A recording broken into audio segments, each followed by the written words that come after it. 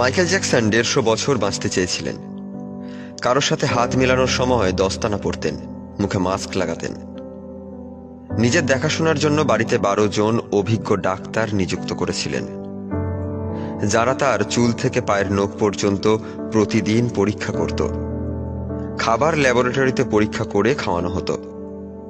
প্রতিদিন ব্যায়াম করানোর জন্য ১৫ জন লোক নিযুক্ত ছিল। মাইকেল জ্যাকসন ১৫০ বছর বেঁচে থাকার লক্ষ্যেই এগিয়ে যাচ্ছিলেন। ঘুমাতেন অক্সিজেনযুক্ত বিছানায়।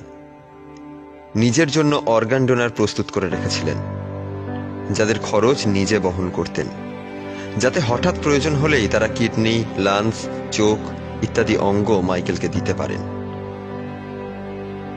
এত চেষ্টা করেও তিনি জয়ী হতে পারেননি, হেরে গিয়েছেন, তাও মাত্র ৫০ বছর বয়সেই।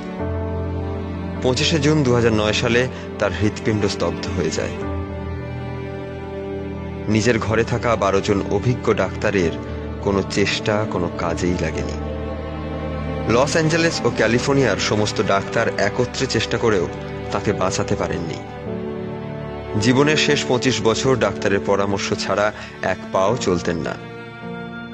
যিনি নিজেকে ১৫০ বছর বাঁচিয়ে রাখার স্বপ্ন দেখতেন, তার স্বপ্ন অধরাই থেকে গিয়েছিল। মাইকেল জ্যাকসনের অন্তিম যাত্রায় 2.5 মিলিয়ন লোক খবর দেখেছিলেন, যেটা পৃথিবীর ইতিহাসে সবচেয়ে বড় লাইভ টেলিকাস্ট।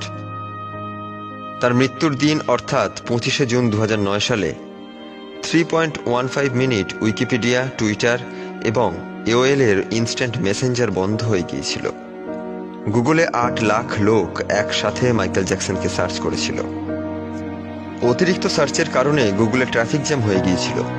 প্রায় ২.৫ ঘন্টা গুগল কাজ করেনি। মৃত্যুকে চ্যালেঞ্জ জানাতে গিয়ে নিজেই সেই চ্যালেঞ্জের কাছে হেরে গিয়েছিলেন। সাজানো পৃথিবীর সাজানো মায়াবী জীবন ফেলে স্বাভাবিক মৃত্যুর বদলে সাজানো মৃত্যুকেই আলিঙ্গন করেছিলেন। এটাই নিয়ম। কিসের অহংকার, কিসের গর্ব? ২ দিনের এই জীবনে একদিন শূন্য হাতে খালি পায়ে পৌঁছে যাব মৃত্যুর কাছে।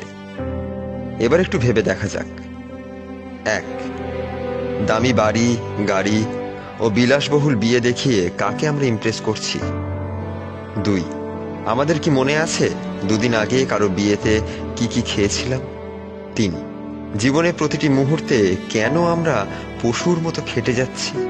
৪.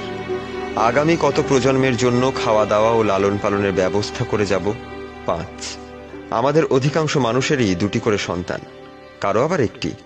আমাদের জীবনের প্রয়োজন কতটা আর কতটা পেতে চাই, এটা কি কখনো ভেবেছি? ৬.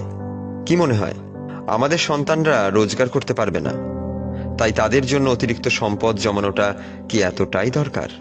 ৭. আমরা কি মাসিক আয়ের ৫ ভাগ নিজের খুশি ও আনন্দের জন্য ব্যয় করি? ৯.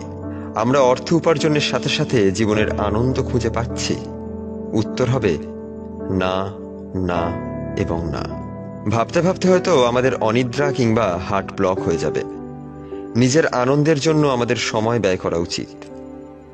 ধনী হওয়া অপরাধ নয়, কেবল অর্থের জন্যই ধনী হওয়া অপরাধ। জীবনকে নিয়ন্ত্রণ করা উচিত, না হলে জীবন একদিন আমাকে আপনাকে